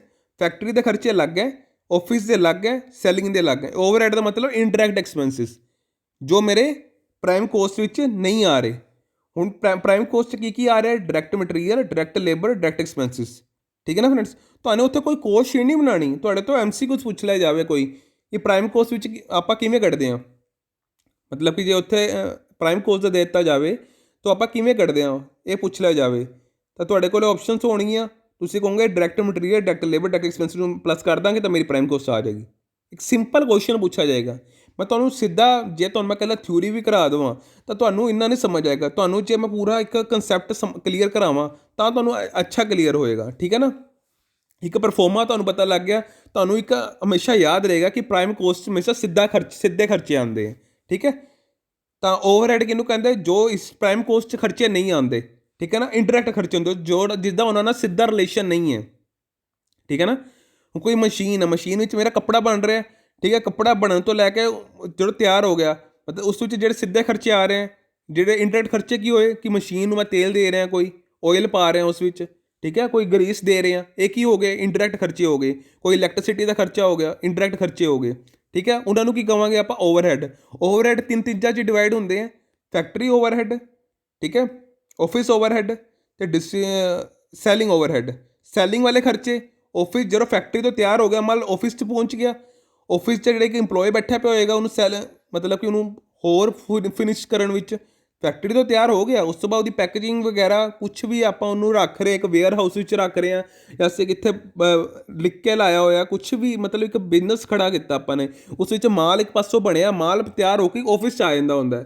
ਉਸ ਤੋਂ ਬਾਅਦ ਆਪਾਂ ਉਸ ਨੂੰ ਸੈੱਲ ਕਰਨ ਦੀ ਕੋਸ਼ਿਸ਼ ਕਰਦੇ ਹਾਂ। ਪਹਿਲੇ ਤਾਂ ਮਾਲ ਆਫਿਸ 'ਚ ਆ ਜਾਂਦਾ ਨਾ, ਠੀਕ ਹੈ ਨਾ, ਤਾਂ ਉਹਦੇ ਖਰਚੇ ਅਲੱਗ ਹੋ ਗਏ। ਉਹ ਕਿਹੜੇ ਕਿਹੜੇ ਖਰਚੇ ਹੋਣਗੇ ਅਸੀਂ ਅੱਜ ਦੇਖਾਂਗੇ। ਫੈਕਟਰੀ ਦੇ ਕਿਹੜੇ ਕਿਹੜੇ ਖਰਚੇ ਹੋਣਗੇ ਉਹ ਤੁਹਾਨੂੰ ਮੈਂ ਦੱਸਾਂਗਾ, ਜਿਹੜੇ ਇੰਡਾਇਰੈਕਟ ਐਕਸਪੈਂਸਿਸ ਹੁੰਦੇ ਆ। ਸੈਲਿੰਗ ਦੇ ਕਿਹੜੇ ਕਿਹੜੇ ਖਰਚੇ ਹੋਣਗੇ, ਇੰਡਾਇਰੈਕਟ ਐਕਸਪੈਂਸਿਸ ਦੱਸਾਂਗਾ, ਠੀਕ ਹੈ। ਓਵਰਹੈਡ ਕਿੰਨੇ ਤਰ੍ਹਾਂ ਦੇ ਹੁੰਦੇ ਆ, factory overhead, office expenses, selling distribution, ਠੀਕ ਹੈ। ਹੁਣ ਆਪਾਂ ਪਹਿਲੇ ਸਭ ਤੋਂ ਪਹਿਲੇ ਕਿਹੜੇ ਦੇਖ ਰਹੇ ਹਾਂ, ਫੈਕਟਰੀ ਓਵਰਹੈਡ। ਉਸ ਵਿੱਚ ਕਿਹੜੇ ਕਿਹੜੇ ਹੋ ਸਕਦੇ ਆ, ਦੇਖੋ, ਇੰਡਾਇਰੈਕਟ ਮਟੀਰੀਅਲ, ਠੀਕ ਹੈ, ਜਿਹੜਾ ਉਸ ਵਿੱਚ ਇੰਡਾਇਰੈਕਟ ਮਟੀਰੀਅਲ ਯੂਜ਼ ਹੋ ਰਿਹਾ, indirect wages, factory rent, rent ਅਤੇ ਰੇਟਸ ਇੰਡਾਇਰੈਕਟ ਐਕਸਪੈਂਸਿਸ ਹੈ, ਠੀਕ ਹੈ। Lighting and heating indirect expenses ਆਪਾਂ ਐਡ ਕਰਾਂਗੇ। ਪਹਿਲੇ ਪ੍ਰਾਈਮ ਕੋਸਟ ਕੱਢੀ, ਉਹਦੇ ਵਿੱਚ ਆਪਾਂ ਓਵਰਹੈਡ ਐਡ ਕਰਨਾ, ਠੀਕ ਹੈ, ਮਾਈਨਸ ਕੁਛ ਨਹੀਂ ਕਰਨਾ। ਇਸ ਵਿੱਚ ਓਵਰਹੈਡ 'ਚ ਸਭ ਤੋਂ ਪਹਿਲਾਂ ਫੈਕਟਰੀ ਓਵਰਹੈਡ ਐਡ ਕਰਨੇ ਹੈ, ਫੈਕਟਰੀ ਓਵਰਹੈਡ ਐਡ ਕਰਨੇ ਹੈ। ਕਿਹੜੇ ਕਿਹੜੇ ਹੋਣਗੇ, ਫੈਕਟਰੀ ਦੇ ਕਿਹੜੇ ਖਰਚੇ ਹੋਣਗੇ, ਜਿੱਥੇ ਮਾਲ ਬਣ ਰਿਹਾ ਸੀ, ਠੀਕ ਹੈ, ਜਿੱਥੇ ਉਹ ਕੱਪੜਾ ਜਿਹੜਾ ਕੱਪੜਾ ਤਿਆਰ ਹੋ ਰਿਹਾ ਸੀ, ਉਹਦੇ ਖਰਚੇ ਆਪਾਂ ਐਡ ਕਰਾਂਗੇ। ਕਿਹੜੇ ਕਿਹੜੇ ਹੋ ਗਏ, factory rent, factory lighting, power and fuel, repairs and maintenance, drawing office expenses, depreciation of plant and machinery, factory stationery, insurance of factory, factory works, water consumptions, ਇਹ ਸਾਰੇ ਫੈਕਟਰੀ ਦੇ ਖਰਚਿਆਂ ਵਾਲੇ, ਠੀਕ ਹੈ ਨਾ। ਇਹ ਇੰਡਾਇਰੈਕਟ ਹੈ। ਇੰਡਾਇਰੈਕਟ ਤਿੰਨ ਤਰ੍ਹਾਂ ਦੇ ਆ ਜਾਂਦੇ ਆ ਨਾ। ਇੰਡਾਇਰੈਕਟ ਖਰਚਿਆਂ ਨੂੰ ਕੀ ਕਹਿੰਦੇ, ਓਵਰਹੈਡ। ਓਵਰਹੈਡ 'ਚ ਆਪਣੇ ਫੈਕਟਰੀ ਦੇ ਖਰਚੇ ਪਤਾ ਲੱਗ ਚੁੱਕੇ, ਇਹਨਾਂ ਨੂੰ ਅਸੀਂ ਐਡ ਕਰ ਲਾਂਗੇ ਕਿਸ ਵਿੱਚ, ਜੋ ਸਾਡੀ ਪ੍ਰਾਈਮ ਕੋਸਟ ਨਿਕਲੀ ਹੈ ਉਹਦੇ ਵਿੱਚ ਐਡ ਕਰ ਲਾਂਗੇ, ਠੀਕ ਹੈ। ਐਡ ਕਰ ਲਿਆ ਆਪਾਂ ਨੇ, ਇਹ ਸਾਰਿਆਂ ਦਾ ਟੋਟਲ ਕਰਕੇ ਇੱਕ ਪਾਰਟੀਕੂਲਰ ਟੋਟਲ ਲਾ ਲਿਆ, ਠੀਕ ਹੈ। ਟੋਟਲ ਲਾ ਲਿਆ ਨਾ ਆਪਾਂ ਨੇ, ਇਹ ਟੋਟਲ ਲਾ ਲਿਆ ਜਿੰਨੇ ਵੀ ਖਰਚੇ ਸੀ, ਤਾਂ ਆਪਣਾ ਪਤਾ ਲੱਗ ਗਿਆ ਇਹ ਆਪਣਾ ਟੋਟਲ ਵਰਕਸ ਓਵਰਹੈਡ ਕਿਹੜੇ ਹੋ ਗਏ, ਫੈਕਟਰੀ ਦੇ ਖਰਚੇ ਕਿੰਨੇ ਹੋ ਗਏ, ਇੰਨੇ ਹੋ ਗਏ। ਹੁਣ ਕੀ ਕਰਾਂਗੇ ਆਪਾਂ, ਜਿਹੜਾ ਪ੍ਰਾਈਮ ਕੋਸਟ ਸੀ, ਪ੍ਰਾਈਮ ਕੋਸਟ ਵਿੱਚ ਇਹ ਜਿਹੜੀ ਟੋਟਲ ਅਮਾਊਂਟ ਆਈ ਹੈ ਇਹਨਾਂ ਸਾਰਿਆਂ ਦੀ, ਮਤਲਬ ਕਿ ਆਪਾਂ ਇਹਦੀ ਇਕੱਠੀ ਅਮਾਊਂਟ ਕੱਢ ਲਈ, ਠੀਕ ਹੈ ਨਾ, ਫੈਕਟਰੀ ਓਵਰਹੈਡ ਦੀ, ਉਹ ਵੀ ਐਡ ਕਰ ਲਈ। ਉਹ ਜਦੋਂ ਐਡ ਕੀਤੀ ਆਪਾਂ ਨੇ ਪ੍ਰਾਈਮ ਕੋਸਟ ਵਿੱਚ ਫੈਕਟਰੀ ਦੇ ਖਰਚੇ ਐਡ ਕਰ ਲਏ, ਤਾਂ ਉਹ ਕੀ ਬਣ ਗਿਆ, ਤਾਂ ਉਹ ਬਣ ਗਿਆ ਵਰਕ ਕੋਸਟ ਬਣ ਗਈ, ਵਰਕ ਕੋਸਟ ਬਣ ਗਈ, ਠੀਕ ਹੈ। ਇੰਨੇ ਮੇਰੇ ਵਰਕ ਦੀ ਕੋਸਟ ਪਈ ਐਕਚੁਅਲ 'ਚ, ਠੀਕ ਹੈ। ਤੁਸੀਂ ਇਹਨੂੰ ਇਸ ਤਰ੍ਹਾਂ ਕਹਿ ਸਕਦੇ ਹੋ, ਹੋਲਸੇਲ ਦਾ ਰੇਟ ਪਿਆ ਇੰਨਾ, ਠੀਕ ਹੈ। ਇੰਨੇ ਦਾ ਮੇਰਾ ਉਹ ਖਰਚਾ ਪਿਆ, ਸੋਰੀ ਥੋੜਾ ਗਲਾ ਖਰਾਬ ਹੋ ਗਿਆ ਸੀ, ਵਰਕ ਕੋਸਟ ਪਈ, ਠੀਕ ਹੈ, ਜਿਹੜਾ ਇੰਨੀ ਮੇਰੀ ਹੋਲਸੇਲ ਦਾ ਰੇਟ ਪਿਆ, ਠੀਕ ਹੈ। ਹਾਲੇ ਆਪਾਂ ਨੇ ਫੈਕਟਰੀ ਦੇ ਖਰਚੇ ਐਡ ਕੀਤੇ ਆ। ਹੁਣ ਆਇਓ ਤੁਸੀਂ ਆਫਿਸ ਦੇ ਖਰਚੇ। ਹੁਣ ਆਫਿਸ ਦੇ ਐਡਮਿਨਿਸਟ੍ਰੇਸ਼ਨ ਓਵਰਹੈਡਸ, ਓਵਰਹੈਡ ਤੁਹਾਨੂੰ ਦੱਸਿਆ ਸੀ, ਇੱਕ ਫੈਕਟਰੀ ਓਵਰਹੈਡ ਹੁੰਦੇ ਆ, ਇੱਕ ਹੁੰਦੇ ਆ ਆਫਿਸ ਓਵਰਹੈਡ, ਅਤੇ ਇੱਕ ਸੈਲਿੰਗ ਓਵਰਹੈਡ। ਹੁਣ ਆਪਾਂ ਆਫਿਸ ਓਵਰਹੈਡ ਦੇ ਐਡ ਹੀ ਕਰਦੇ ਜਾਣਾ ਆਪਾਂ ਨੇ, ਠੀਕ ਹੈ। ਉੱਪਰ ਆਪਾਂ ਕੀ ਕੀਤਾ ਸੀ, ਪ੍ਰਾਈਮ ਕੋਸਟ ਵਿੱਚ ਸਿੱਧੇ ਖਰਚੇ ਪੈਂਦੇ ਆ ਸਾਰੇ, ਠੀਕ ਹੈ। ਉਹ ਪ੍ਰਾਈਮ ਕੋਸਟ ਨਿਕਲ ਆਉਂਦੀ, ਇਹਨਾਂ ਤਿੰਨਾਂ ਨੂੰ ਐਡ ਕਰਕੇ ਇਹ ਅਮਾਊਂਟ ਆ ਗਈ, ਇਹਨੂੰ ਕੀ ਕਹਾਂਗੇ, ਪ੍ਰਾਈਮ ਕੋਸਟ। ਇਸ ਪ੍ਰਾਈਮ ਕੋਸਟ ਵਿੱਚ ਆਪਾਂ ਨੇ ਇਹਨਾਂ ਸਾਰਿਆਂ ਨੂੰ ਐਡ ਕੀਤਾ, ਇਹਨਾਂ ਨੂੰ ਸਾਰਿਆਂ ਨੂੰ ਐਡ ਕੀਤਾ, ਤਾਂ ਕੀ ਨਿਕਲ ਆਇਆ, ਆਪਣੀ ਵਰਕ ਕੋਸਟ ਨਿਕਲ ਆਈ, ਮਤਲਬ ਕਿ ਹੋਲਸੇਲ ਰੇਟ ਨਿਕਲ ਆਇਆ ਆਪਣਾ, ਠੀਕ ਹੈ। ਇਹ ਰੀ ਅਮਾਊਂਟ, ਇਹ ਤਾਂ ਉਸ ਪਰ ਯੂਨਿਟ ਦਾ ਹਿਸਾਬ ਹੈ, ਮਗਰ ਇਹ ਆਪਾਂ ਕਦੀ ਇਹ ਦੱਸ ਰਹੇ ਕਿ ਇਹ ਅਮਾਊਂਟ ਨਿਕਲ ਆਈ, ਠੀਕ ਹੈ। ਹੁਣ ਆਪਾਂ ਆਫਿਸ ਦੇ ਖਰਚੇ, ਆਫਿਸ ਦੇ ਕਿਹੜੇ ਕਿਹੜੇ ਖਰਚੇ ਜਿਹੜੇ ਇੰਡਾਇਰੈਕਟ ਹੋ ਸਕਦੇ ਆ, ਜਿਹੜੇ ਉਹਦੇ ਨਾਲ ਸਿੱਧਾ ਰਿਲੇਸ਼ਨ ਨਹੀਂ ਹੈ ਉਸ ਪ੍ਰੋਡਕਟ ਨੂੰ ਬਣਾਉਣ ਦੇ ਉੱਪਰ, ਕਿਹੜੇ ਕਿਹੜੇ ਹੋ ਸਕਦੇ ਆ, ਰੈਂਟ ਐਂਡ ਰੇਟਸ ਹੋ ਸਕਦੇ ਆ, ਇਹ ਸਾਡਾ ਇੰਡਾਇਰੈਕਟ ਖਰਚਾ ਹੈ। ਲਾਈਟਿੰਗ ਹੋ ਸਕਦੀ ਹੈ, ਸਟੇਸ਼ਨਰੀ ਹੋ ਸਕਦੀ ਹੈ, ਫਰਨੀਚਰ ਡੈਪਰੇਸ਼ਨ ਰਿਪੇਅਰ ਹੋ ਸਕਦੀ ਹੈ, ਸੈਲਰੀਜ਼ ਹੋ ਸਕਦੀਆਂ, ਚਾਰਜਿਸ ਹੋ ਸਕਦੀਆਂ, ਬੈਂਕ ਕਮਿਸ਼ਨ ਹੋ ਸਕਦੀਆਂ, ਟੈਲੀਫੋਨ ਐਂਡ ਪੋਸਟੇਜ ਹੋ ਸਕਦਾ, ਆਫਿਸ ਕਲੀਨਿੰਗ ਹੋ ਸਕਦੀ ਹੈ, ਠੀਕ ਹੈ। ਤਾਂ ਜਦੋਂ ਆਪਾਂ ਨੇ ਇਹ ਸਾਰੇ ਖਰਚਿਆਂ ਨੂੰ ਐਡ ਕਰ ਲਿਆ ਵਰਕ ਕੋਸਟ ਵਿੱਚ, ਜਿਹੜੀ ਆਪਣੀ ਵਰਕ ਕੋਸਟ ਆਈ ਸੀ ਇੰਨੀ, ਇਹਦੇ ਵਿੱਚ ਪ੍ਰਾਈਮ ਕੋਸਟ ਐਡ ਹੈ ਤਾਂ ਵਰਕ ਕੋਸਟ ਕਿੰਨੀ ਹੋ ਗਈ ਇੰਨੀ। ਤਾਂ ਇਹਦੇ ਵਿੱਚ ਕੀ ਐਡ ਕਰਾਂਗਾ ਮੈਂ, ਵਰਕ ਕੋਸਟ ਕੀ ਐਡ ਕਰਾਂਗਾ ਮੈਂ, ਆਫਿਸ ਦੇ ਖਰਚੇ ਐਡ ਕਰਾਂਗਾ। ਆਫਿਸ ਦੇ ਸਾਰਿਆਂ ਦੇ ਇਹ ਸਾਰੇ ਖਰਚੇ ਕਿਹੜੇ ਹੋ ਗਏ, ਆ ਹੋ ਗਏ। ਜਦੋਂ ਇਹਨੂੰ ਐਡ ਕੀਤਾ ਤਾਂ ਕੀ ਬਣ ਗਿਆ, ਇਹ ਕੋਸਟ ਆਫ ਪ੍ਰੋਡਕਸ਼ਨ ਬਣ ਗਿਆ, ਕੋਸਟ ਆਫ ਪ੍ਰੋਡਕਸ਼ਨ ਬਣ ਗਿਆ, ਠੀਕ ਹੈ ਨਾ। ਫੈਕਟਰੀ ਦਾ ਜਿਹੜਾ ਹੋਲਸੇਲ ਰੇਟ ਹੋ ਗਿਆ ਇਹ ਹੋ ਗਿਆ। ਉਸ ਵਿੱਚ ਜਦੋਂ ਮੈਂ ਆਫਿਸ ਤੱਕ ਲੈ ਆਇਆ, ਆਫਿਸ 'ਚ ਕਿਹੜੇ ਕਿਹੜੇ ਖਰਚੇ ਹੁੰਦੇ हैं, legal charges, bank commission, telephone postage, office cleaning, indirect खर्चे हैं, furniture depreciation, stationery, lighting, rent and rates, ठीक है। ਇਹ ਉਹ ਖਰਚਾ ਹੋ ਗਿਆ। ਜਿਹੜਾ ਉਹ ਖਰਚਾ ਹੋ ਗਿਆ ਉਸ ਨੂੰ ਵੀ ਐਡ ਕੀਤਾ ਆਪਾਂ ਨੇ, ਇਹ ਅਮਾਊਂਟ ਬਣ ਗਈ, ਠੀਕ ਹੈ। ਉਸਦਾ ਬਣਿਆ ਕੋਸਟ ਆਫ ਪ੍ਰੋਡਕਸ਼ਨ, ਠੀਕ ਹੈ। ਕੋਸਟ ਆਫ ਪ੍ਰੋਡਕਸ਼ਨ ਆ ਗਿਆ, ਉਸ ਨੂੰ ਕਵਾਂਗੇ ਕੋਸਟ ਪ੍ਰੋਡਕਸ਼ਨ। ਕੋਸਟ ਪ੍ਰੋਡਕਸ਼ਨ ਕਿਹਨੂੰ ਕਵਾਂਗੇ, ਜਿਸ ਵਿੱਚ ਪ੍ਰਾਈਮ ਕੋਸਟ ਵੀ ਐਡ ਹੈ, ਫੈਕਟਰੀ ਓਵਰਹੈਡ ਵੀ ਐਡ ਹੈ, ਹੋਰ ਕੀ ਐਡ ਹੈ, ਆਫਿਸ ਓਵਰਹੈਡ ਵੀ ਐਡ ਹੈ। ਆਫਿਸ ਓਵਰਹੈਡ ਦਾ ਮਤਲਬ ਖਰਚਾ, ਐਕਸਪੈਂਸਿਸ, ਠੀਕ ਹੈ। ਓਵਰਹੈਡ ਤਿੰਨਾਂ ਦੀ ਡਿਵਾਈਡ ਸੀ, factory overhead, office overhead, selling overhead, ਠੀਕ ਹੈ। ਹੁਣ ਮੈंने ਹਾਲੇ ਤੱਕ ਕੀ ਕੀਤਾ, ਪ੍ਰਾਈਮ ਵਿੱਚ ਫੈਕਟਰੀ ਓਵਰਹੈਡ ਪਲੱਸ ਆਫਿਸ ਦੇ ਖਰਚੇ ਐਡ ਕੀਤੇ, ਤਾਂ ਮੇਰੀ ਕੀ ਨਿਕਲ ਆਈ, ਕੋਸਟ ਆਫ ਪ੍ਰੋਡਕਸ਼ਨ, ਇਹ ਅਮਾਊਂਟ ਆ ਗਈ, ਠੀਕ ਹੈ। ਹੁਣ ਮੈਂ ਸੈਲਿੰਗ ਡਿਸਟਰੀਬਿਊਸ਼ਨ, ਜਦੋਂ ਮੈਂ ਉਹਨੂੰ ਸੈੱਲ ਕਰਨ ਚੱਲਿਆ ਮੈਂ, ਤਾਂ ਸੈੱਲ ਵਿੱਚ ਕਿਹੜੇ ਕਿਹੜੇ ਖਰਚੇ ਹੋ ਸਕਦੇ, ਇਨਡਾਇਰੈਕਟ ਖਰਚੇ ਜੋ ਉਹਦੇ ਨਾਲ ਸਿੱਧਾ ਰਿਲੇਸ਼ਨ ਨਹੀਂ ਹੈ, ਸੇਲਸਮੈਨ ਦੀ ਸੈਲਰੀ, ਸੇਲਸਮੈਨ ਦੀ ਕਮਿਸ਼ਨ, ਸ਼ੋਰੂਮ ਦਾ ਰੈਂਟ। ਹੁਣ ਰੈਂਟ 'ਚ ਆ ਗਿਆ ਨਾ, ਪਹਿਲੇ ਤਾਂ ਮੈंने ਮਾਲ ਲਿਆ ਕੇ ਮੈंने ਇੱਕ ਆਫਿਸ 'ਚ ਰੱਖਤਾ, ਵੇਅਰ ਹਾਊਸ 'ਚ ਰੱਖਦਾ, ਉਹਦਾ ਖਰਚਾ ਨਿਕਾਲ ਲਿਆ ਉੱਪਰਲਾ ਆਫਿਸ ਦਾ, ਠੀਕ ਹੈ। ਹੁਣ ਉਸ ਤੋਂ ਬਾਅਦ ਹੁਣ ਉਹ ਸ਼ੋਰੂਮ 'ਚ ਚਲਾ ਗਿਆ ਮਾਲ, ਸ਼ੋਰੂਮ ਦਾ ਖਰਚਾ ਹੋ ਗਿਆ, ਰੈਂਟ ਹੋ ਗਿਆ, ਸੇਲਸਮੈਨ ਦੀ ਇੰਪਲੋਈ ਹੋ ਗਿਆ, ਕਮਿਸ਼ਨ ਹੋ ਗਈ, ਉਹਦੀ ਸੈਲਰੀ ਹੋ ਗਈ, ਠੀਕ ਹੈ। ਐਡਵਰਟਾਈਜ਼ਮੈਂਟ ਕੀਤੀ, ਉਹਦਾ ਖਰਚਾ ਹੋ ਗਿਆ, ਸੇਲਸ ਆਫਿਸ ਦਾ ਖਰਚਾ ਹੋ ਗਿਆ, ਟਰੈਵਲਿੰਗ ਐਕਸਪੈਂਸਿਸ ਦਾ ਖਰਚਾ ਹੋ ਗਿਆ, warehouse rent and rates ਦਾ ਖਰਚਾ ਹੋ ਗਿਆ, warehouse staff and salary ਦਾ ਖਰਚਾ ਹੋ ਗਿਆ, ਡੈਪਰੇਸ਼ਨ ਦਾ ਖਰਚਾ ਹੋ ਗਿਆ, ਕੈਰੇਜ ਆਊਟਵਰਡ ਦਾ ਹੋ ਗਿਆ, ਠੀਕ ਹੈ। ਇਹ ਮੇਰੇ ਸਾਰੇ ਖਰਚੇ ਹੋ ਗਏ। ਤੁਹਾਨੂੰ ਮੈਂ ਖਰਚੇ ਦੱਸ ਰਿਹਾ ਕਿ ਇਹ ਸੈਲਿੰਗ ਐਂਡ ਡਿਸਟਰੀਬਿਊਸ਼ਨ ਦੇ ਖਰਚੇ ਹੈ, ਜਿਹੜੇ ਇਨਡਾਇਰੈਕਟ ਖਰਚੇ ਹੈ, ਠੀਕ ਹੈ। ਹੁਣ ਮੈਂ ਕੋਸਟ ਆਫ ਪ੍ਰੋਡਕਸ਼ਨ ਵਿੱਚ ਇਹਨਾਂ ਸਾਰਿਆਂ ਨੂੰ ਵੀ ਐਡ ਕਰਾਂਗਾ, ਤਾਂ ਇਹ ਟੋਟਲ ਅਮਾਊਂਟ ਨੂੰ ਐਡ ਕਰ ਲਾਂਗਾ। ਜੋ ਇਹ ਸਾਰਿਆਂ ਦੇ ਖਰਚੇ ਇੱਕ ਟੋਟਲ ਅਮਾਊਂਟ ਕੱਢ ਲਈ ਮੈंने, ਇਹਨੂੰ ਮੈਂ ਕੋਸਟ ਆਫ ਪ੍ਰੋਡਕਸ਼ਨ 'ਚ ਐਡ ਕੀਤਾ, ਤਾਂ ਮੇਰਾ ਕੀ ਨਿਕਲ ਆਈ, ਕੋਸਟ ਆਫ ਸੇਲਸ ਨਿਕਲ ਆਈ। ਕੋਸਟ ਆਫ ਸੇਲਸ ਕਿੰਨੀ ਆ ਗਈ ਮੇਰੀ, ਇੰਨੀ ਅਮਾਊਂਟ ਆ ਗਈ, ਠੀਕ ਹੈ। ਇਹ ਮੇਰੀ ਆ ਗਈ ਕੋਸਟ ਆਫ ਸੇਲਸ, ਠੀਕ ਹੈ। ਇਹ ਐਸਟੀਮੇਟਿਡ ਕੋਸਟ ਆਫ ਸੇਲ ਨਿਕਲ ਆਈ ਮੇਰੀ, ਠੀਕ ਹੈ। ਹੁਣ ਐਕਚੁਅਲ 'ਚ ਮੇਰੀ ਸੇਲ ਕਿੰਨੀ ਹੋਈ ਉਹ ਮੈਂ ਲਿਖ ਦਾਂਗਾ ਉਰੇ। ਜਦੋਂ ਮੈਂ ਸੇਲ ਲਿਖ ਦਾਂਗਾ ਉਰੇ ਕਿ ਮੇਰੀ ਐਕਚੁਅਲ 'ਚ ਇੰਨੀ ਸੇਲ ਹੋਈ, ਉਸ 'ਚੋਂ ਮੈਂ ਐਸਟੀਮੇਟਿਡ ਕੋਸਟ ਮਾਈਨਸ ਕਰ ਦਾਂਗਾ, ਠੀਕ ਹੈ ਨਾ। ਜਿੰਨੀ ਮੇਰੀ ਸੇਲ ਹੋਈ, ਠੀਕ ਹੈ ਨਾ, ਉਸ 'ਚੋਂ ਆਪਾਂ ਕੀ ਕਰਦੇ ਹਾਂ, ਜਿੰਨੀ ਮੇਰੀ ਲਾਗਤ ਲੱਗੀ, ਠੀਕ ਹੈ ਨਾ, ਉਸ ਪ੍ਰੋਡਕਸ਼ਨ ਦੇ ਉੱਪਰ ਜਿੰਨੀ ਲਾਗਤ ਲੱਗੀ, ਠੀਕ ਹੈ ਨਾ, ਉਸ ਪ੍ਰੋਡਕਟ ਉੱਪਰ ਜਿੰਨੀ ਲਾਗਤ ਲੱਗੀ, ਮਤਲਬ ਕਿ ਉਹ ਜਿਹੜਾ ਪ੍ਰੋਡਕਟ ਵਿਕਿਆ ਹੈ, ਠੀਕ ਹੈ, ਜਿਹੜਾ ਪ੍ਰੋਡਕਟ ਵਿਕਿਆ, ਤੁਸੀਂ ਪ੍ਰੋਡਕਟ ਲਾ ਲਓ ਜਾਂ ਸਾਰੇ ਪ੍ਰੋਡਕਟ ਦੀ ਆਪਾਂ ਕੋਸਟ ਲਾ ਲਓ, ਗੱਲ ਤਾਂ ਇੱਕੋ ਹੀ ਹੈ, ਠੀਕ ਹੈ ਨਾ। ਪ੍ਰੋਡਕਟਸ ਦੀ ਜਾਂ ਪ੍ਰੋਡਕਟ ਦੀ ਗੱਲ ਲਾ ਲਓ ਤੁਸੀਂ, ਇੱਕ ਜਿਹੜਾ ਪ੍ਰੋਡਕਟ ਵਿਕਿਆ, ਠੀਕ ਹੈ, ਉਹਦੀ ਜਿਹੜੀ ਸੇਲ ਹੈ, ਸੇਲ 'ਚੋਂ ਮੈਂ ਕੀ ਮਾਈਨਸ ਕਰ ਦਾਂਗਾ, ਮੈਂ ਜੋ ਉਹਦੇ ਉੱਪਰ ਲਾਗਤ ਲੱਗੀ ਉਹਨੂੰ ਮਾਈਨਸ ਕਰਦਾ, ਉਹਨੂੰ ਕੀ ਕਹਿੰਦੇ ਆ ਨਾ, ਕੋਸਟ ਆਫ ਸੇਲਸ, ਠੀਕ ਹੈ। ਕੋਸਟ ਆਫ ਸੇਲ 'ਚ ਕੀ ਆ ਗਿਆ ਐਡ, ਕੋਸਟ ਆਫ ਸੇਲ 'ਚ ਕੀ ਆ ਗਿਆ, ਪ੍ਰਾਈਮ ਕੋਸਟ ਆ ਗਈ, ਠੀਕ ਹੈ, ਵਰਕ ਕੋਸਟ ਆ ਗਈ, ਠੀਕ ਹੈ, ਕੋਸਟ ਆਫ ਪ੍ਰੋਡਕਸ਼ਨ ਆ ਗਈ, ਠੀਕ ਹੈ, ਕੋਸਟ ਆਫ ਸੇਲਸ ਹੁਣ ਆ ਗਈ ਕੋਸਟ ਆਫ ਸੇਲਸ, ਠੀਕ ਹੈ।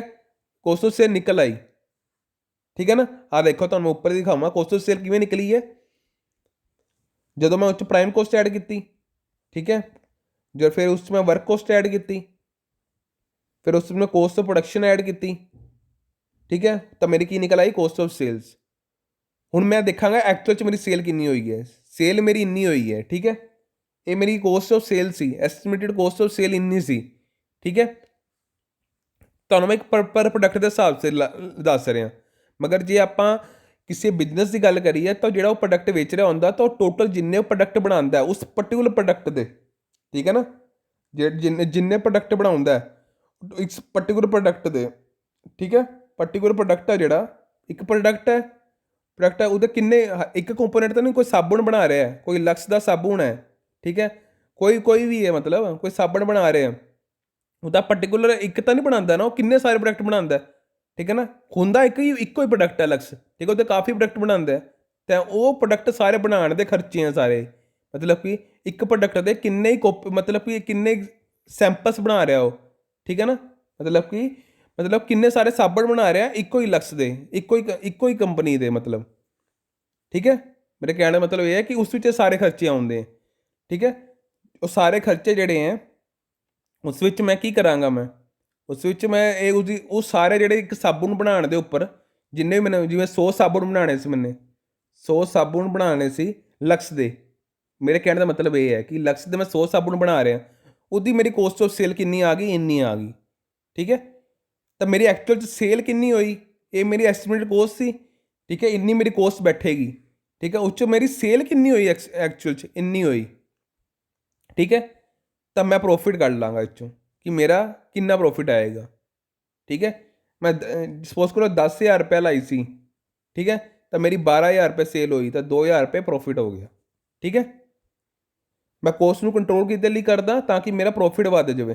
ਠੀਕ ਹੈ, ਉਹ ਪ੍ਰੋਫਿਟ ਨੂੰ ਕੱਢਣ ਲਈ ਕੱਢਦੇ ਆ, ਉਹਦੇ ਕਰਕੇ ਆਪਾਂ ਇਹ ਖਰਚੇ ਲਾਉਂਦੇ ਹਾਂ। ਠੀਕ ਹੈ, ਇਹ ਜਿੰਨੇ ਵੀ ਖਰਚੇ ਆ ਨਾ, ਇਹ ਸਾਰੇ ਛਾਨਣੇ ਹੋਏ ਆ ਖਰਚੇ ਹੈ। ਠੀਕ ਹੈ ਨਾ, ਜਦੋਂ ਵੀ ਕੋਸਟ ਸ਼ੀਟ ਬਣਾਉਣ ਬੈਠਦਾ ਹੈ ਤਾਂ ਉਸ ਵਿੱਚੋਂ ਪਹਿਲੇ ਉਹ ਸਾਰੇ ਖਰਚੇ ਕੱਢ ਦਿੰਦਾ ਜੋ ਪਹਿਲੇ ਮੈंने ਗਲਤੀਆਂ ਕੀਤੀਆਂ, ਜਿੰਨੀਆਂ ਵੀ ਗਲਤੀਆਂ ਮੈਂ ਕੀਤੀ ਜਿਹਦੇ ਨਾਲ ਮੇਰੀ ਕੋਸਟ ਵੱਧ ਰਹੀ ਸੀ, ਉਹ ਸਾਰੇ ਖਰਚੇ ਉਹ ਕੱਢ ਦਿੰਦਾ ਅਤੇ ਉਹ ਉਹੀ ਖਰਚੇ ਰੱਖਦਾ ਜੋ ਜ਼ਰੂਰੀ ਨੇ। ਇਹ ਸਾਰੇ ਖਰਚੇ ਉਹ ਨੇ ਜੋ ਜ਼ਰੂਰੀ ਨੇ।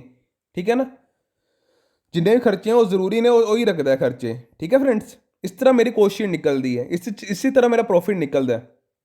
ਠੀਕ ਹੈ, ਇੱਕ ਵਾਰੀ ਦੁਬਾਰਾ ਦੇਖ ਲੈਂਦੇ ਆਪਾਂ। ਪਹਿਲੇ ਪ੍ਰਾਈਮ ਕੋਸਟ ਕੀ ਆਉਂਦਾ ਹੈ, direct material, direct labour, direct expenses, ਜਿਹੜੇ ਸਿੱਧੇ ਖਰਚੇ ਹੈ। ਠੀਕ ਹੈ, ਜੋ ਸਿੱਧੇ ਖਰਚੇ ਇਹ ਹੈ, ਜਦੋਂ ਸਿੱਧੇ ਖਰਚੇ ਨਾਲ ਮੇਰੀ ਪ੍ਰਾਈਮ ਕੋਸਟ ਨਿਕਲ ਆਏਗੀ। ਐਕਚੁਅਲ ਉਹਦੀ ਕੋਸਟ ਕਿੰਨੀ ਬੈਠੀ ਸਿੱਧੇ ਖਰਚੇ ਕਰਨ ਨਾਲ, ਇੱਕ ਕੱਪੜਾ ਤਾਂ ਤਿਆਰ ਹੋ ਗਿਆ। ਠੀਕ ਹੈ, ਹਾਲੇ ਮਤਲਬ ਕਿ ਕੱਪੜਾ ਤਿਆਰ ਹੋ ਗਿਆ, ਉਹਨੂੰ ਸਿੱਧਾ ਜਿਹੜਾ ਮੈंने ਇੱਕ ਕਮੀਜ਼ ਬਣਾਤੀ ਮੈंने ਮਤਲਬ। ਠੀਕ ਹੈ ਨਾ, ਮਗਰ ਹਾਲੇ 'ਚ ਮੈਂ ਦੂਜੇ ਐਕਸਪੈਂਸਿਸ ਐਡ ਨਹੀਂ ਕੀਤੇ। ਮੇਰੀ ਅਸਲੀ ਪ੍ਰੋਫਿਟ ਤਾਂ ਹੀ ਨਿਕਲੇਗਾ ਜੇ ਮੈਂ ਬਾਕੀ ਐਕਸਪੈਂਸਿਸ ਨੂੰ ਐਡ ਕਰਕੇ ਇੱਕ ਪਰਟੀਕੂਲਰ ਉਹਦੀ ਕੋਸਟ ਕੱਢ ਦਾਂਗਾ। ਤਾਂ ਦੂਜੇ ਖਰਚੇ ਕਿਹੜੇ ਹੋ ਗਏ, ਓਵਰਹੈਡ ਹੋ ਗਏ, ਇਨਡਾਇਰੈਕਟ ਐਕਸਪੈਂਸਿਸ ਹੋ ਗਏ। ਓਵਰਹੈਡ 'ਚ ਕਿਹੜੇ ਕਿਹੜੇ ਆ ਜਾਂਦੇ ਆ, ਫੈਕਟਰੀ ਓਵਰਹੈਡ, ਆਫਿਸ ਦੇ ਓਵਰਹੈਡ, ਸੈਲਿੰਗ ਦੇ ਓਵਰਹੈਡ। ਠੀਕ ਹੈ, ਫੈਕਟਰੀ ਓਵਰਹੈਡ ਇਹ ਹੋ ਗਏ ਸਾਰੇ। ਠੀਕ ਹੈ, ਤਾਂ ਮੇਰੀ ਟੋਟਲ ਵਰਕਸ ਫੈਕਟਰੀ ਦੀ ਆ ਦੇਖੋ, ਤਾਂ ਜਦੋਂ ਮੈਂ factory overhead prime cost add ਕਰ ਦਿੰਦਾ ਤਾਂ ਮੇਰੀ ਵਰਕ ਕੋਸਟ ਨਿਕਲ ਆਉਂਦੀ ਹੈ। ਫਿਰ ਉਸ ਵਿੱਚ ਜਦੋਂ ਮੈਂ ਆਫਿਸ ਦੇ ਖਰਚੇ ਪਾਉਂਦਾ, ਠੀਕ ਹੈ, ਤਾਂ ਮੇਰੀ ਕੀ ਨਿਕਲ ਆਉਂਦੀ ਹੈ, ਕੋਸਟ ਪ੍ਰੋਡਕਸ਼ਨ ਨਿਕਲ ਆਉਂਦੀ ਹੈ। ਠੀਕ ਹੈ ਨਾ, ਵਰਕ ਕੋਸਟ 'ਚ ਜਦੋਂ ਮੈਂ ਇਹ ਪਾਉਂਦਾ ਟੋਟਲ ਜਿੰਨੀ ਪਾਉਂਦਾ, ਜਿਹੜੀ ਆਫਿਸ ਦੇ ਖਰਚੇ ਪਾਉਂਦਾ, ਤਾਂ ਮੇਰੀ ਕੋਸਟ ਪ੍ਰੋਡਕਸ਼ਨ ਨਿਕਲ ਆਉਂਦੀ ਹੈ। ਜਦੋਂ ਮੈਂ ਕੋਸਟ ਆਫ ਪ੍ਰੋਡਕਸ਼ਨ ਵਿੱਚ ਸੈਲਿੰਗ ਦੇ ਖਰਚੇ ਪਾਉਂਦਾ, ਠੀਕ ਹੈ, ਤਾਂ ਮੈਂ ਕੋਸਟ ਆਫ ਸੇਲ ਨਿਕਲ ਆਉਂਦੀ ਹੈ। ਠੀਕ ਹੈ, ਕੋਸਟ ਆਫ ਸੇਲ ਇੰਨੀ ਹੈ, ਐਕਚੁਅਲ ਸੇਲ ਇੰਨੀ ਹੋਈ ਹੈ, ਤਾਂ ਪ੍ਰੋਫਿਟ ਇੰਨਾ ਨਿਕਲ ਆਉਂਦਾ। ਠੀਕ ਹੈ ਫਰੈਂਡਸ, ਠੀਕ ਹੈ, ਇਹ ਕੀ ਹੈ, ਕੋਸਟ ਸ਼ੀਟ ਹੈ, ਇੱਕ ਪਰਟੀਕੂਲਰ ਪ੍ਰੋਡਕਟ ਦੀ ਕੋਸਟ ਸ਼ੀਟ ਹੈ। ਕੋਸਟ ਕੰਟਰੋਲ ਕਰਨ ਦਾ ਕੀ ਮਤਲਬ ਹੁੰਦਾ ਕਿ ਮੈਂ 10 ਰੁਪਏ ਤੋਂ 9 ਰੁਪਏ ਚੀਜ਼ ਲਿਆ ਰਿਹਾ, 10 ਰੁਪਏ 9 ਰੁਪਏ ਲਿਆਉਣ ਤੋਂ ਪਹਿਲਾਂ ਇਹ ਚੀਜ਼ ਲਿਆਉਣੀ ਹੈ, ਉਹਦੇ ਲਈ ਉਹ ਖਰਚੇ ਸਾਰੇ ਖਤਮ ਕਰ ਦੇਗਾ ਜੋ ਮੇਰੇ ਲਈ ਜ਼ਰੂਰੀ ਨਹੀਂ। ਉਸ ਤੋਂ ਬਾਅਦ ਇਹ ਕੋਸਟ ਸ਼ੀਟ ਤਿਆਰ ਕਰੇਗਾ। ਠੀਕ ਹੈ, ਕੋਸਟ ਸ਼ੀਟ ਦੇ ਸਾਰੇ ਖਰਚੇ ਮਿਲਾਏਗਾ। ਠੀਕ ਹੈ, ਉਹਦੇ ਨਾਲ ਉਹ ਸੇਲ ਕੱਢੇਗਾ ਅਤੇ ਕੋਸਟ ਆਫ ਸੇਲ ਇੰਨੀ ਆਏਗੀ। ਜੇ ਉਹਨੇ ਕੋਸਟ ਨੂੰ ਕੰਟਰੋਲ ਨਹੀਂ ਵੀ ਕਰਨਾ ਤਾਂ ਵੈਸੇ ਵੀ ਉਹ ਕੋਸਟ ਦਾ ਜਿਹੜੀ ਲਾਗਤ ਹੈ ਉਹ ਵੀ ਇਸੇ ਤਰ੍ਹਾਂ ਹੀ ਦੇਖੇਗਾ, ਉਹ ਕੋਸਟ ਸ਼ੀਟ ਨਾਲ ਹੀ ਦੇਖੇਗਾ ਉਹ। ਠੀਕ ਹੈ, ਦੋ ਕੰਮ ਤਾਂ ਕਰਦਾ, ਇੱਕ ਤਾਂ ਲਾਗਤ ਕੱਢਦਾ ਸਿੰਪਲ। ਠੀਕ ਹੈ, 10 ਰੁਪਏ ਦੀ ਚੀਜ਼ ਹੀ 10 ਰੁਪਏ 'ਚ ਵੇਚ ਰਿਹਾ, ਤਾਂ ਉਹਦੀ ਜਿਹੜੀ ਲਾਗਤ ਹੈ ਉਹ ਇਸੇ ਤਰ੍ਹਾਂ ਹੀ ਕੱਢੇਗਾ। ਠੀਕ ਹੈ, 10 ਰੁਪਏ ਚੀਜ਼ ਕਿਵੇਂ ਬਣੀ, ਤਾਂ ਉਹਦੇ ਲਈ ਉਹ ਇਵੇਂ ਹੀ ਖਰਚੇ ਦੇਖੇਗਾ, ਮਤਲਬ ਕਿ ਇਵੇਂ ਖਰਚੇ ਦੇਖੇਗਾ। ਉਸ ਵਿੱਚ ਦੂਜੇ ਖਰਚੇ ਵੀ ਐਡ ਹੋ ਸਕਦੇ ਹੈ। ਠੀਕ ਹੈ ਨਾ, ਛਾਣ ਕੇ ਜਿਹੜੇ ਖਰਚੇ ਦੁਆਰਾ ਮੈਂ 10 ਰੁਪਏ ਤੋਂ 9 ਰੁਪਏ 'ਚ ਲਿਆ ਰਿਹਾ, ਉਹਨੂੰ ਕਹਿੰਦੇ ਨੇ ਕੋਸਟ ਆਫ ਕੰਟਰੋਲ। ਠੀਕ ਹੈ, ਕੋਸਟ ਸ਼ੀਟ ਕਿਸੇ ਤਰ੍ਹਾਂ ਵੀ ਬਣ ਸਕਦੀ ਹੈ, ਇਸ ਤਰ੍ਹਾਂ ਵੀ ਬਣ ਸਕਦੀ ਹੈ, ਛਾਣ ਕੇ ਮਤਲਬ ਕਿ ਉਹਨਾਂ ਖਰਚਿਆਂ ਨੂੰ ਮਾਈਨਸ ਕਰਕੇ ਜੋ ਜ਼ਰੂਰੀ ਨੇ ਫਿਰ ਕੋਸਟ ਸ਼ੀਟ ਬਣਾ ਸਕਦਾ। ਜੇ ਉਹਨਾਂ ਖਰਚਿਆਂ ਨੂੰ ਬਿਨਾਂ ਛਾਣੇ ਵੀ ਕੋਸਟ ਸ਼ੀਟ ਬਣਾ ਸਕਦਾ। ਕੋਸਟ ਅਕਾਊਂਟਿੰਗ ਦੇ ਦੋ ਹੀ ਫੰਕਸ਼ਨਿੰਗ ਨੇ, ਕੋਸਟ ਦੀ ਲਾਗਤ ਕੱਢਣਾ ਅਤੇ ਕੋਸਟ ਨੂੰ ਕੰਟਰੋਲ ਕਰਨਾ। ਕੋਸਟ ਦੀ ਲਾਗਤ ਤਾਂ ਉਹ ਸਿੰਪਲ ਕੱਢ ਰਿਹਾ, ਕਿਸੇ ਵੀ ਕੋਸਟ ਦਾ ਕੋਈ ਵੀ ਕਮੀਜ਼ ਹੈ ਉਹਦਾ ਕੱਢ ਕੇ ਦੱਸ ਦੇਗਾ ਭਾਈ ਇੰਨੀ ਦੀ ਕੋਸਟ ਬਣਦੀ ਹੈ ਭਾਈ। ਠੀਕ ਹੈ ਨਾ, ਜੇ ਕੋਈ 500 ਰੁਪਏ ਦੀ ਚੀਜ਼ ਵਿਕ ਰਹੀ ਹੈ ਕਮੀਜ਼, ਤਾਂ ਹਾਂ ਭਾਈ ਇਹ ਦੇਖੋ ਇਸਦੀ ਕੋਸਟ 300 ਰੁਪਏ ਜਾਂ 250 ਰੁਪਏ ਬਣਦੀ ਹੈ, 250 ਰੁਪਏ ਬਣਦੀ ਹੈ, 300 ਰੁਪਏ ਬਣਦੀ ਹੈ। ਠੀਕ ਹੈ, ਤਾਂ ਉਸ ਵਿੱਚੋਂ ਜਿੰਨਾ ਉਹਨੇ ਮੁਨਾਫਾ ਕਰਨਾ ਹੋਇਆ ਕੱਢ ਲਏਗਾ। ਅਤੇ ਕੋਸਟ ਕੰਟਰੋਲ 'ਚ ਹੀ ਹੋਏਗਾ, ਜਿਹੜੀ ਕੋਈ 500 ਦੀ ਚੀਜ਼ ਉਹ ਵੇਚ ਰਿਹਾ ਤਾਂ ਉਹ ਦੱਸੇਗਾ ਕਿ ਹਾਂ ਭਾਈ ਇਹਦੀ ਕੋਸਟ ਤਾਂ ਇੰਨੀ ਬਣੇਗੀ, ਕਿ ਨਾਮ ਹੈ 230 ਰੁਪਏ ਬਣੇਗੀ, 20 ਰੁਪਏ ਹੋਰ ਘਟਾ ਦਿਓ ਉਹਨੇ 250 ਰੁਪਏ 'ਚੋਂ। ਠੀਕ ਹੈ ਨਾ, ਉਹਨੂੰ ਕੰਟਰੋਲ ਕਰ ਲਿਆ ਉਹਨੇ, ਜਿਹੜੀ ਉਹ ਫਿਰ ਉਹ ਜਿਹੜਾ ਸੇਲ ਕਰ ਰਿਹਾ ਬੰਦਾ 500 ਰੁਪਏ 500 ਦੀ ਨਾ ਕਰਕੇ ਕਿੰਨੇ 'ਚ ਕਰੇਗਾ, 450 'ਚ ਕਰੇਗਾ, ਮਾਰਕੀਟ ਨਾਲੋਂ ਰੇਟ ਘਟਾ ਦੇਗਾ। ਤਾਂ ਉਹ ਸਾਰਿਆਂ ਨੂੰ ਐਂ ਲੱਗੇਗਾ ਕਿ ਉਹ ਮਾਲ ਸਸਤਾ ਵੇਚਦਾ। ਉਹਨੇ ਐਕਚੁਅਲ 'ਚ ਕੀ ਕੀਤਾ ਹੁੰਦਾ, ਉਹਨੇ ਆਪਣੀ ਕੋਸਟ ਨੂੰ ਕੰਟਰੋਲ ਕੀਤਾ ਹੁੰਦਾ। ਠੀਕ ਹੈ ਨਾ, ਉਹਨੇ ਇਨੋਵੇਟਿਵ ਆਈਡੀਆਸ ਲਗਾਏ ਹੁੰਦੇ, ਉਹਨੇ ਇੱਕ ਕੋਸਟ ਅਕਾਊਂਟੈਂਟ ਰੱਖਿਆ ਹੁੰਦਾ।